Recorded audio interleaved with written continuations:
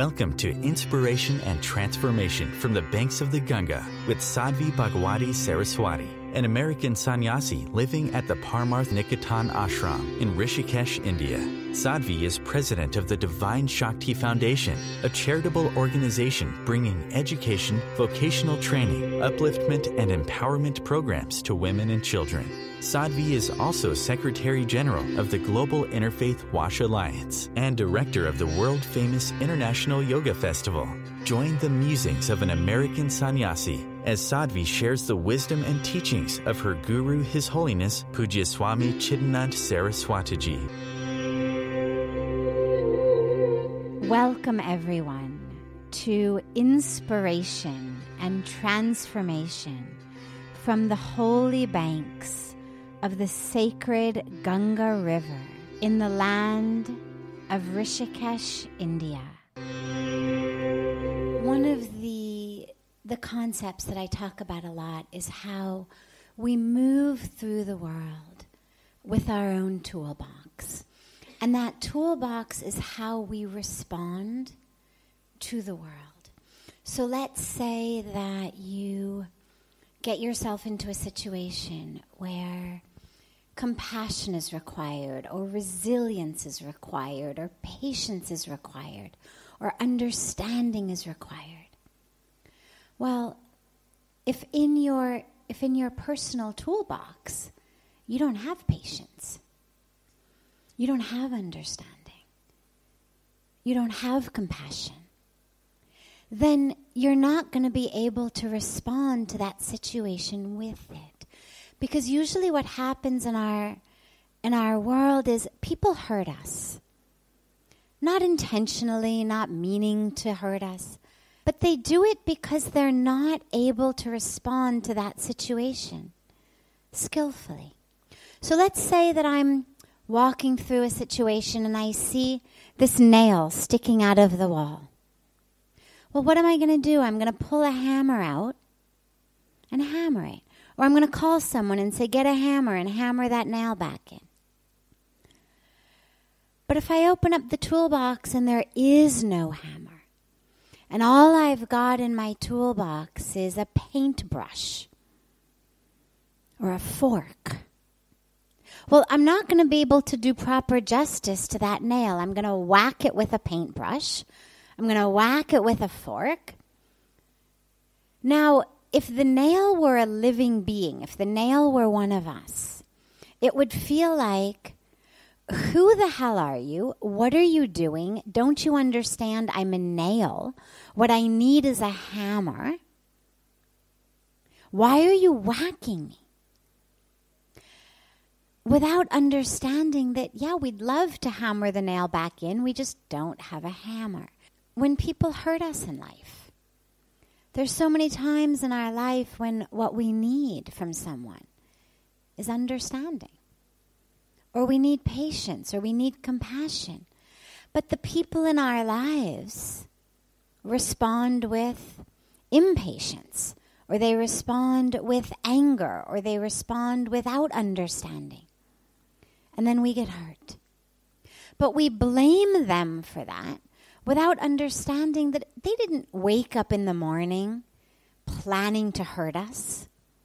They didn't wake up in the morning planning to make a mess of that situation. They're just moving through the world with a toolbox. And when the situation required love or generosity or openness or understanding, they opened up their toolbox and they didn't have any. What they had was fear, anger, loneliness, unfulfilled expectation, grudges. And so that's all they have to respond to the world with. And our toolbox gets created throughout our lives. It begins in our childhood. Our parents give us the first tools. So if we're raised with patience, we're raised with understanding, we're raised with generosity, we develop tools of patience and generosity. But if we're raised with impatience, we're raised in the every man for himself model of life, we're raised with abuse, then we don't end up with tools of love and generosity in our toolbox, and we don't have them then to respond to others with. So that's the foundation of this question, which was, on your spiritual journey, which of the tools in your toolbox have you found most helpful and why? On a personal level, for me, I think the tool that was most beneficial for me and has been for most of my life has been the knowledge, the deep, deep, deep awareness that I deserve, I'm entitled to. Last night we spoke about privilege, how life is a privilege. I was really raised with the belief, the knowledge, that I was entitled to a happy life, a good life, good things in life. It's the way my parents raised me. You can do anything, be anyone, have anything, achieve anything. I was raised to believe the world is good. When I was very, very young, my mom used to take me to this place near our house that had this huge slide. Enormous, enormous slide, but she, of course, was too scared to go down it with me.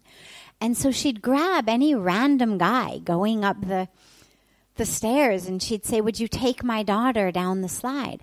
I was maybe 3, 4, 5 at the time. Now, today, people would look at you like you're crazy. People would, try to get you arrested for child endangerment, to just hand off your toddler girl into the hands of some unknown male stranger. But my mom had this, still has this very deep, deep belief in the goodness of people. And so it never occurred to her that anything would happen to me. She used to teach me, strangers are just friends we haven't met yet. That was the motto that I was raised with. And so that combined a faith in people around, in the goodness of people, and faith in the universe, that the universe was good, that you were entitled to good things, that there always would be enough. I was not raised with fear. I was raised with a sense of plenty.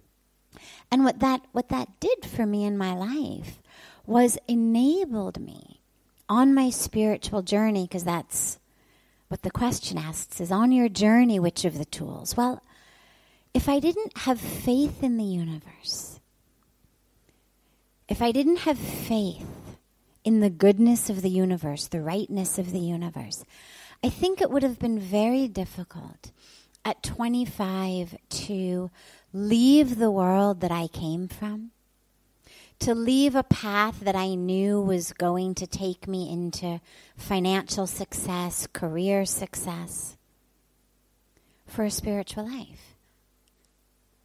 To walk out of a world in which everything is set for you on a physical, tangible level, and to walk into a place where you don't speak the language, you don't know anybody, you don't know anything about the culture. You have no idea what tomorrow is going to bring. You have no idea how long they're going to let you stay here. When I first moved here, Parmarth had a 15-day maximum policy. Right? I mean, we still do on paper. You've 15-day maximum. You've actually still got to get special permission. It's granted if you're a sincere sadhak, but you've got to get special permission to stay more than 15 days. So if I had been raised with fear, what's going to happen to me? Where's my next meal going to come from? Who's going to put the roof over my head? What's going to happen? It would have been very difficult to take that step in faith with what I had experienced, and to have faith in the people, to have faith in the world, to have all of that faith. So I think that was probably the most beneficial tool. The other one, though, that I would mention is a deep commitment to truth. In my home growing up, telling a lie was the absolute worst sin you could commit. You could have done something horrible. But if you admitted it, the punishment would be almost nothing. And on the flip side, you could have done almost nothing. But if you lied about it, there was hell to pay in my house. You didn't lie. And you didn't lie even about little things. There was no such thing as a white lie in my house. And so I was really raised with this truth at all costs belief. I remember actually my last year in high school, I was 17 and I had fallen in love. First love. To me, we were soulmates and we were going to be together forever. It was just, you know what first love is like when you're a teenager. But he was a year older than I was. And he was going off to college the next year. And I remember having dinner with my dad, and he said to me, so Eric's going off to college next year. What are the two of you going to do? And I said, oh, well, we're going to stay together, of course, because we're soulmates. I mean, of course, we have to be together. We're soulmates. I said, but we're going to have an open relationship. And my dad, now I have to back up for a moment. My dad is a divorce attorney, a very successful divorce attorney. The man spends all day long, morning till evening, divorcing people. And he's done that for decades and decades and decades. And so all he hears all day long are the fights of husbands and wives who are getting divorced. Okay, so he's now sitting at the table with his 17-year-old daughter who's telling him that we're going to stay together because we're soulmates, but we're going to have an open relationship. And my dad says to me, what does that mean? And I said, well, Dad, in that voice like, what century were you born in? I said, it means we will be free to date other people because he's going to be far away. We'll be free to date other people, but we will be totally honest about it. We're going to tell each other everything. And we're going to stay together, of course, because we are soulmates. So my dad, in really what now, 30 years later, I still think he deserves an award for how to parent a teenager, says to me, he says, so let me get this straight. He says, you're going to date other people, tell each other about it, and then stay together. And I said, well, yes, of course. And he says, not, what are you, an idiot? Not, I've spent my life getting couples divorced. This is the stuff divorces are made of. He looks at me and he says, well, that sounds very interesting.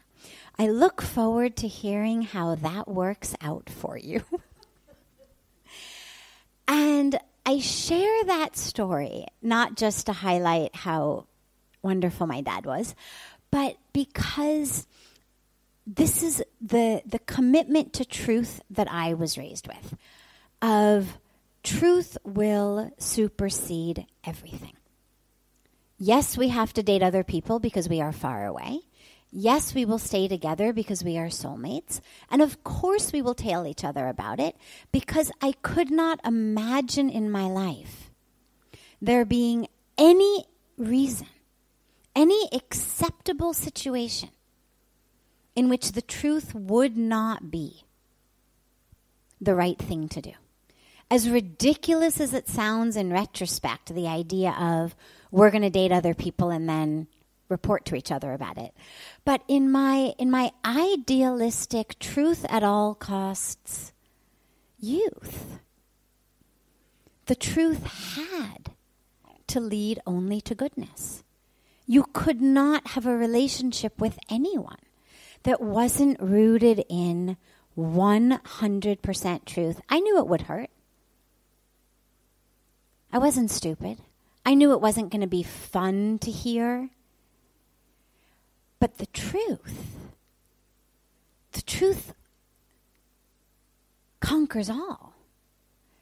Truth was God. So truth had to be told. And I would say that that's the second and very, very powerful tool that I was given, because then, again, when I had this experience on the banks of Ganga, when I knew that this was where I was meant to be, there was no way I could not live it. People say to me, God, it's amazing that you decided to stay. It's amazing that you left that world. It's amazing that you came here. But for me, there actually was no option. I could not deny the truth that I had seen. I could not deny what I had experienced. It didn't come in the package that I thought my life's happiness was going to come in. I mean, I was on a path. I was getting a PhD in psychology. I was going to live a normal life. House, a white picket fence, kids, a career, vacations at resorts. I mean, all the things that you think a good life is made of. I was not expecting that the package of the happiness of my life was going to come in renunciation, in celibacy, in spirituality, in an ashram in India. But when it happened, when I had that awareness, when I had that opening, because truth was the biggest tool in my toolbox, it was the only thing, every time I opened my toolbox, what stared me in the face was truth. There was no way I could deny that I'd had that experience. There was no way I could turn my back on it and say, I didn't see that. And so that commitment to truth led me here. And it's been interesting, actually, because in India, what I've realized is a different definition of truth. And a definition that takes aspects other than just truth into consideration. So, for example, one of the things that comes up so frequently for people here is, well, that's not true, or this isn't true, and how easily people in this country will tell you things that they think you want to hear. They think it's nicer to tell you something that makes you happy in the moment than that what may necessarily be the truth. And then I learned that in the Bhagavad Gita, Lord Krishna gives a beautiful teaching on tapas of speech, the right speech, spiritual speech, dharmic speech. And what he tells us is it actually must fulfill 3 criteria. It must be true. He's not condoning white lies. It must be true. But it must also be kind and beneficial. And what that means is that there are times when silence is the highest virtue. Where in my truth at all costs, it may hurt, but it's the truth, so you need to hear it, so I need to speak it. Believe that was a little bit short-sighted. That there's a package that truth comes in order for it to be dharmic speech. And just being true isn't enough. We must always ask ourselves, is it also kind? Is it also beneficial? And of course, he doesn't say 2 out of 3 is enough. This is 100% or nothing rule. So it's not enough to be kind and beneficial but not true. But it's also not enough to be true without being kind and beneficial. So that awareness of truth has actually expanded and grown and shifted for me. But it's still a very, very core aspect for me of the spiritual. You're listening to OTR-FM, part of the IOM radio network. Being a radio host on IOM FM allows you to build your show on a rich platform with the power of the internet to fulfill your outreach goals and connect with a very specialized and global online audience, unlimited by time and distance. OMTimes Radio will provide you with web relevance, a recognizable conscious brand, and with the standard of excellence that has accompanied every single Circle of Hearts Radio is a sanctuary on the airwaves. Join me, Grandmother Alaya, in the circle on Sunday 2 p.m. Eastern as I share information to both enlighten and nourish your soul. Hi, this is Christina Ricci with RAIN. Every 2 minutes, another American is sexually assaulted. If you or someone you know has been sexually assaulted, you are not alone. Help is just a call or click away through the National Sexual Assault Hotline. Please call 1-800-656-HOPE, that's HOPE, or visit RAIN.org, that's RAINN.org. Brought to you by RAIN and this station. Welcome back to Inspiration and Transformation. I'm so glad to have you all back here with me. On a spiritual path, he said, I see these sadhus outside, the orange-robed renunciants. And he said, where's the line between, okay, we renounce first the material world. We renounce it because we know that the truth is the soul, the truth is God, and so we let go of that which is not truth. Then in our spiritual path, we get closer to this awareness of self as God, the truth of there being nothing but God, everything is God. Where's the line between that and committing suicide? Like, why even hold on to the body then? What's the point of going through the drama, right? What's the point of even going through this if there's nothing but God, if everything is just God's will and I'm just a tool in God's hands? Why bathe? Why eat? Why do anything? Why get out of bed in the morning? Well, first of all, living in the body, but not of the body.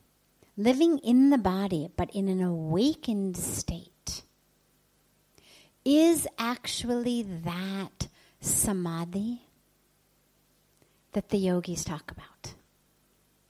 Samadhi, I mean, that when somebody has passed away, they use the term, the euphemism mahasamadhi, means the ultimate samadhi.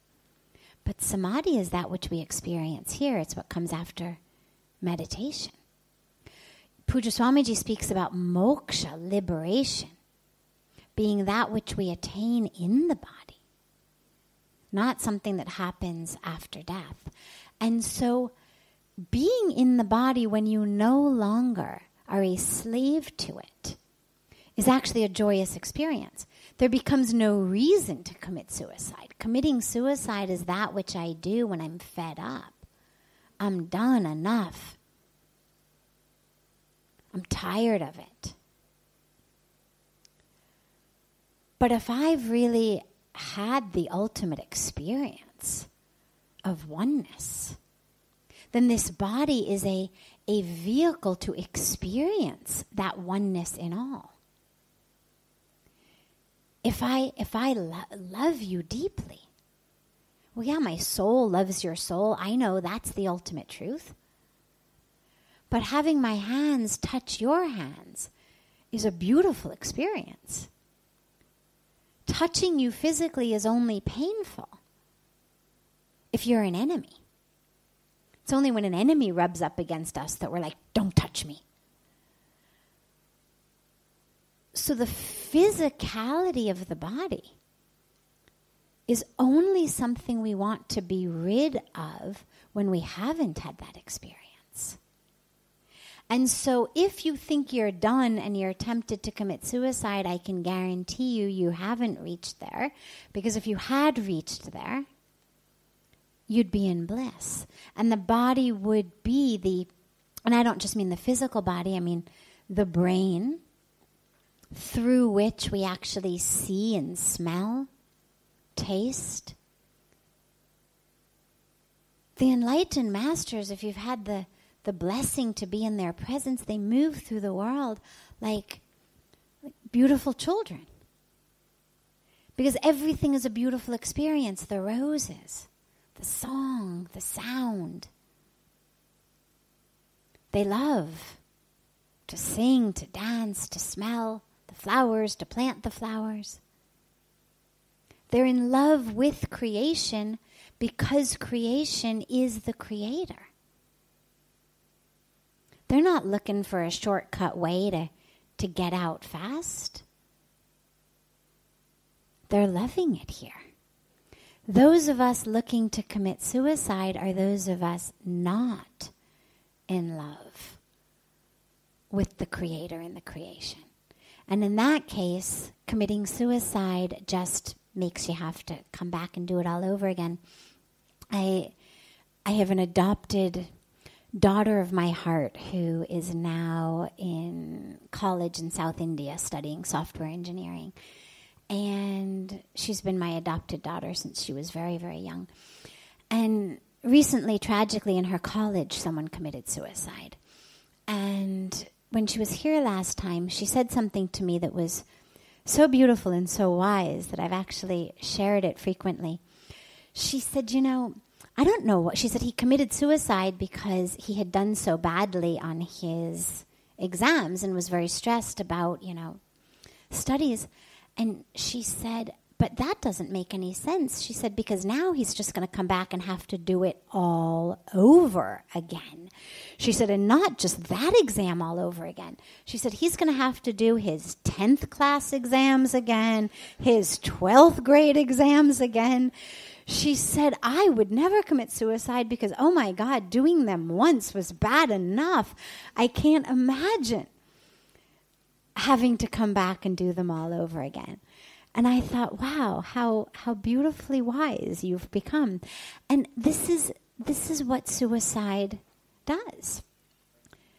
You got to keep coming back and doing the exams. And whether it's your 10th or 12th class exam, whether it's the exam of your marriage, whether it's the exam of your career, whether it's the exam of your health challenges, whether it's the exam of your mother-in-law, whatever the exam that you're facing now may be,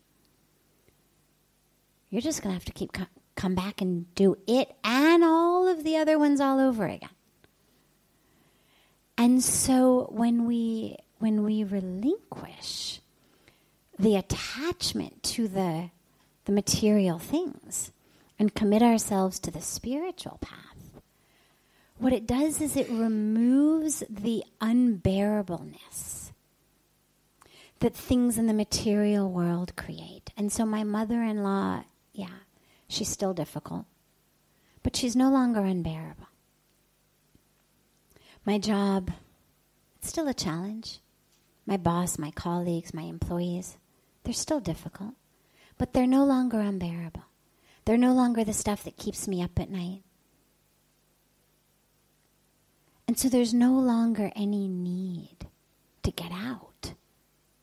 I'm no longer in a cage of my pain. I'm no longer in a cage of my grudges, my desires, my unfulfilled expectations. That's what leads us to suicide, is the I can't take it anymore feeling. And if I've really had a spiritual connection, then there's no sense of I can't take it anymore. Pujya Swamiji says it becomes, instead of why me, becomes, okay, God, try me. Like, I'm ready for anything. Nothing is unbearable. Because I'm connected.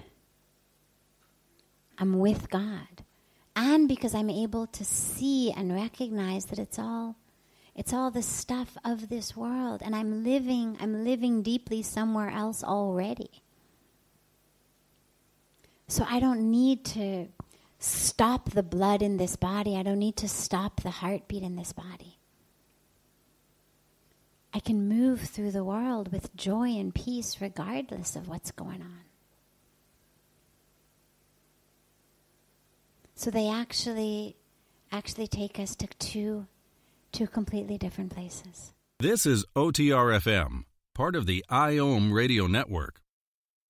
OMTimes magazine is one of the leading online content providers of positivity, wellness, and personal empowerment. A philanthropic organization, their net proceeds are funneled to support worldwide charity initiatives via Humanity Healing International. Through their commitment to creating community and providing conscious content, they aspire to uplift humanity on a global scale. OMTimes, co-creating a more conscious lifestyle. Do you have time to read that inspiring book or that blog post you've been meaning to get to? In your busy world, how do you improve yourself and keep your life going? I'm Lisa Kay, and my Between Heaven and Earth radio show can transform your life just by listening. Be uplifted with inspiring topics, positive stories, and ideas that really work. Between Heaven and Earth Radio is conscious living for your soul, every Wednesday at 4 p.m. Eastern Time. Like Baldwin with People for the Ethical Treatment of Animals. I grew up loving circuses and other traveling animal shows, but it never occurred to me what life might be like for the animals. Training wild animals to do things they don't understand takes force. Routine discipline with a hook or whip with the heel of a boot shows the animal exactly who's the boss. Don't patronize animal acts. Please contact People for the Ethical Treatment of Animals. 757-622-PETA. Welcome back. This is Sadhvi Bhagawati Saraswati with Inspiration and Transformation. Can love exist without its opposite? When we think about existence, it takes us back into that Zen koan where they say, what's the sound of one hand clapping? Or if a tree falls in the forest and there's no one there to hear it, does it make a sound? All of these questions that don't really have answers, but that are just meant to make us meditate on that aspect of reality and take us closer to the truth. So I mention that because, well, on a literal level, if a tree falls in the forest and there's no one there to hear it, does it make a sound? Well, science says, of course, yes. But the deeper level is, well, if I'm not able to experience it, does it exist? And one of the examples of that I speak about frequently is, you're sitting here in front of me. Right now, how do I know that? Because my eyes oblige me very nicely to function properly and to pick up the signals of your physical body in the light and to relay them back into the occipital lobe of my brain and tell me there is a young man sitting there. Should I be blind? I could still rely on my ears to hear your voice. Should I be blind and deaf? I could still rely on my sense of smell, sense of touch, taste. But if I had no access to any of my senses, couldn't see, couldn't hear, couldn't smell, couldn't touch, couldn't taste. I would have no way of experiencing your presence here. You'd still be here, though. But it wouldn't be a part of my awareness. Now, when you think about love, could love exist without its opposite? Yes, of course. Love doesn't exist because I feel love. My ability to love does not create love. Look at a flower opening its petals. Look at a tree giving out fruit. Look at the way the natural kingdom works, the animal kingdom. Look at rivers that flow. There is love in nature. Look at a rainbow. Look at a sunset. Now, my ability to experience love has not created love. But for me, would I know love if I didn't know love? In the same way, would I know light if I didn't know darkness? We are able to understand and experience things based on opposites. It's actually how our human brain works. I'm not going to get into all the neurology of this, but I happen to love it. It just happens to be my academic background. But one piece of it that I'll share with you is the human brain is wired toward newness, and it's wired toward difference. So, for example, if you look at something for a very long period of time and it doesn't change, it'll start to blur. You can just try it. Start staring at something without moving your eyes for a while. It will lose its sharpness. The brain shuts down. The brain basically decides, all right, nothing is happening here. I don't need to give it my full attention. I've already understood what that form is. And a lot of it starts to stop responding, stop reacting. But if the shape in front of me changes ever so slightly, so if you and I are, say, doing a meditation together and we're staring into each other's eyes, and neither of us is moving, neither of us is doing anything, eventually I'm going to see you kind of start to blur. But then if you smile or you sneeze, suddenly you're going to come right back into full focus for me. And how is that going to happen? Because my brain has now recognized a change. Okay, enough of the neurology. But the reason that I mention that is we are therefore able to recognize things in our world based on them being different from what we were previously exposed to. It's how the brain works. So, if there were only light, would there be light? Would we know light? Well, of course, we would still be able to see each other, but we wouldn't call it light. We wouldn't notice it as light if there weren't such a thing as darkness. In the same way, if we only experienced love, if we never experienced absence of love, would it still exist? Of course. But would it have that power? No, because it wouldn't be new or different. And that's the aspect of it. So this is where the opposites come in. Is they help us see, they help us experience, they help us understand, simply because it's how our brain works. But our experience of love, our ability to feel love, does not make love exist. Nor would our inability to feel love make love somehow disappear. Nor does the absence of indifference make love disappear. It just would make us not know what it was. because it would be all there ever was. So it's more of our experience of it. Like, I can't experience you without my senses, even though you're there. If I'm not there to hear the tree fall in the woods, yeah, it makes noise, but not in my experience. So in the same way, love would still exist, but my experience of love would be different. If I hadn't had the non-love with which to compare it.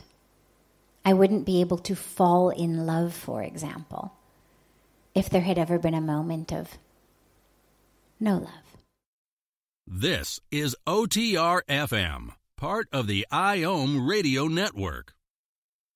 The number one reason girls drop out of school in sub-Saharan Africa is lack of access to feminine hygiene products. The Pads for Schoolgirls Project, an outreach of Humanity Healing International, is changing this paradigm by setting up sewing programs at schools, teaching girls a vocational skill, while producing the reusable pads that help keep them attending classes. The girls pay it forward by making and giving pad kits to other girls in need. To learn more, visit humanityhealing.org. Humanity Healing is where your heart is.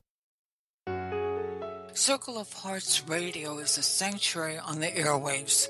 Join me, Grandmother Alaya, in the circle on Sunday 2 p.m. Eastern as I share information to both enlighten and nourish your soul. When I broke my foot, for leaving me alone when I wanted to be alone. And now, as a grown-up, I'm thankful for being able to take care of you, my dear mom, for taking you to your therapies, for understanding that sometimes you simply want to be alone.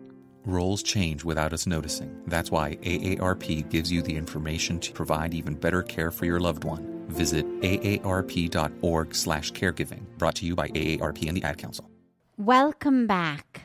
This is Sadhvi Bhagawati Saraswati, and thanks for coming back and joining us for more of inspiration and transformation. Is telepathic communication possible or impossible? It's very possible. But just because science has named 5 and science can measure 5 and 5 of them have aspects that our scientific measurements can pick up. There's sound waves, light waves, actual molecules of things that we can taste. We know where the receptors are. That's not our only way of knowing. We have more than 5 senses. It's just that science is able to measure 5. So we can specifically say this is a molecule of sweetness versus this is a molecule of sourness. This is a low frequency wave versus a high frequency wave. This is a light wave that's going to activate my rods versus the one that's going to activate my cones. But just because science is able to understand those doesn't mean that those are all there are. So can we communicate through sound waves? Of course, we call it speaking. Can we communicate non-verbally? Of course, it's how we move our bodies. It's through touch. Can we communicate through our minds? Absolutely. In fact, there's now a wonderful machine that makes this not even a question of faith, but a question of science. You know, they do brain scans. They used to be able to only do brain scans hooking up the receptors, the wires to the brain itself. Now, they actually have the brain scanning machine, but that is a few inches away from the head, based on the magnetic response. And so our thoughts are actually sending out waves through our skull into the air that inches away from my skull, a machine is actually able to pick up and read, just as though the sensors were placed on my head. So we now know that thoughts actually go out into the world, that thoughts are things, that they move through the world much as sound does, much as light does. So it's only a matter, though, of our ability to refine the technique. So when children are very, very young, they can't speak clearly, blah, blah, blah, blah, blah, blah, blah, right? They're able to make noise, but they haven't yet learned how to properly vocalize so people can understand them. In the same way, most of us have not yet learned how to properly vocalize, you could say, our thoughts. Similarly, most of us have not yet perfected how to hear that, because there's two parts to telepathy. One is the outgoing, the other is the incoming. Can I send it out? Sure, but if nobody's able to pick it up, it doesn't do me much good. So we need to work on our communication and on our receiving of the communication. Much in the same way, children need to learn how to speak, and in the same way, they need to learn how to understand. When you first learn a language, you have no idea what it means. People could be speaking beautiful Greek to us here, and we wouldn't know what it meant. I don't speak that language. Well, if we haven't learned to hear the language of thought waves, it's going to be difficult for us to pick it up. But it's absolutely possible. This is OTR-FM, part of the IOM radio network. The number one reason girls drop out of school in sub-Saharan Africa is lack of access to feminine hygiene products. The Pads for Schoolgirls Project, an outreach of Humanity Healing International, is changing this paradigm by setting up sewing programs at schools, teaching girls a vocational skill, while producing the reusable pads that help keep them attending classes. The girls pay it forward by making and giving pad kits to other girls in need. To learn more, visit humanityhealing.org. Humanity Healing is where your heart is. Circle of Hearts Radio is a sanctuary on the airwaves. Join me, Grandmother Alaya, in the circle on Sunday 2 p.m. Eastern as I share information to both enlighten and nourish your soul. When I broke my foot for leaving me alone when I wanted to be alone. And now, as a grown-up, I'm thankful for being able to take care of you, my dear mom, for taking you to your therapies, for understanding that sometimes you simply want to be alone. Roles change without us noticing. That's why AARP gives you the information to provide even better care for your loved one. Visit aarp.org/caregiving. Brought to you by AARP and the Ad Council. Welcome back. This is Sadhvi Bhagawati Saraswati, and thanks for coming back and joining us for more of inspiration and transformation. Unity in diversity means what? Well, unity in diversity is, you can think about it with the waves of the ocean. So if you took a photograph or a video of the ocean, you sat on the beach or you sat on a cliff over the ocean, and you had a wide angle and a zoom lens at the same time, so you really could get a very big, beautiful image of the ocean. What you'd get is pictures or video of lots of different waves, some tall, some short, some wide, some narrow. Some that seemed to go on forever, some that crashed immediately. Some that were blue, some that were half white as they crashed into shore. That's the diversity. But ultimately they're all ocean. And that's the same thing with us, is the diversity is the different colors, the different shapes, the different ways. 7 billion people, every one of whom has a different fingerprint. Imagine, we're looking at just lines on a tiny little area. And yet, and not just 7 billion now, but all those who have existed since they started collecting fingerprints, not two are the same. Not two faces are the same, not two eyes are the same. Now they're doing identification based on the iris scanner of the eye. Amazing. Not two are the same. And yet, we're all waves of the same ocean. And so either we can focus on the diversity. You're black, you're white. You're Hindu, you're Muslim, you're Christian, you're Jewish, you're Buddhist. You're rich, you're poor. You're fat, you're thin, you're old, you're young. You're my people, you're their people. Or we can focus on the oneness. And it's a direct connection to the superficiality or the depth on which we live. On the most superficial layer, it's all about the diversity. There's nothing wrong with that. Again, that's not inherently bad. The garden is beautiful because of so many different types of flowers. That's what makes a beautiful garden. A safari is so interesting because we see so many different types of animals. Humanity is so interesting because so many different types. It's beautiful.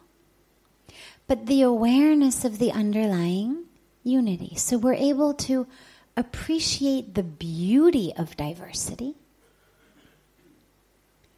but be connected to and grounded in the oneness and identified with the oneness.